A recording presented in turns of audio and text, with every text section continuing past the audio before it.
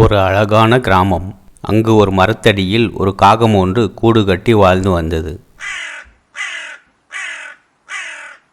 அந்த காகத்திற்கு திடீரென்று தண்ணீர் தாகம் எடுத்தது. அது வெயில் காலம் என்பதால் அந்த காகத்திற்கு அருகில் ஏதும் தண்ணீர் தென்படவில்லை. வெளியில் எங்காவது சென்று தண்ணீர் குடித்துவிட்டு வரலாம் என்று அந்த காகம் புறப்பட்டது. எங்கள் சேனல் வீடியோஸை நீங்கள் தொடர்ந்து பார்க்கணுன்னு நினச்சிங்கன்னா லைக் பண்ணிட்டு மறக்காமல் சப்ஸ்கிரைப் பண்ணிங்க. அப்போ தான் நாங்கள் போடக்கூடிய வீடியோஸ்லாம் உங்களுக்கு நோட்டிஃபிகேஷனாக வரும். அந்த காகம் தண்ணீரை தேடிக்கொண்டு வெகு தூரம் சென்று கொண்டிருந்தது. வெயில் அதிகமாக இருப்பதால் அந்த காகத்திற்கு தலை சுற்றியது.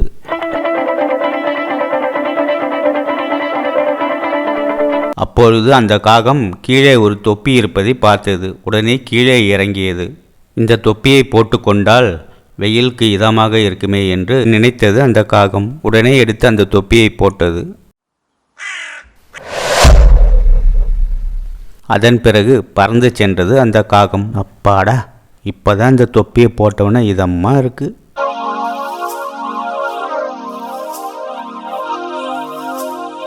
இன்னும் எவ்வளோ தூரம் தான் நம்ம போகிறது, எங்கேயுமே தண்ணியே இல்லையே என்று புலம்பிக் கொண்டே போனது அந்த காகம். இங்கு எத்தனை வீடுகள் உள்ளன, ஒரு வீட்டில் கூட பாத்திரத்தில் தண்ணீர் வைக்கவில்லையே என்று யோசித்து கொண்டே போனது.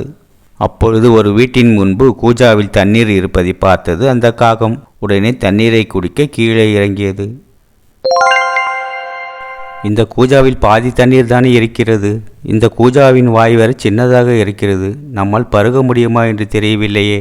சரி, முயற்சி செய்து பார்ப்போம் என்று கூஜாவிற்குள் தலையை விட்டது அந்த காகம்.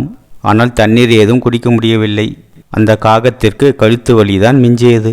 அப்பொழுது அந்த காகத்திற்கு புதிய யோசனை ஒன்று தோன்றியது.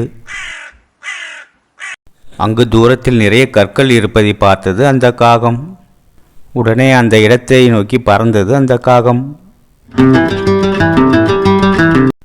அங்கு ஒரு இடத்தில் நிறைய கற்களும் ஸ்ட்ராவும் இருந்தன. அந்த காகம் அதை பார்த்ததும் கீழே இறங்கியது. இந்த கற்களை எடுத்து கூஜாவிற்குள் போட்டால் தண்ணீர் மேலே வரும். நாமும் குடிக்கலாம், ஆனால் நீண்ட நேரம் ஆகும். அப்பொழுது அந்த காகத்திற்கு புதிய யோசனை ஒன்று தோன்றியது. இந்த ஸ்ட்ராவை கூஜாவிற்குள் போட்டு ஈஸியாக தண்ணீரை குடித்து விடலாம் என்று எண்ணியது அந்த காகம்.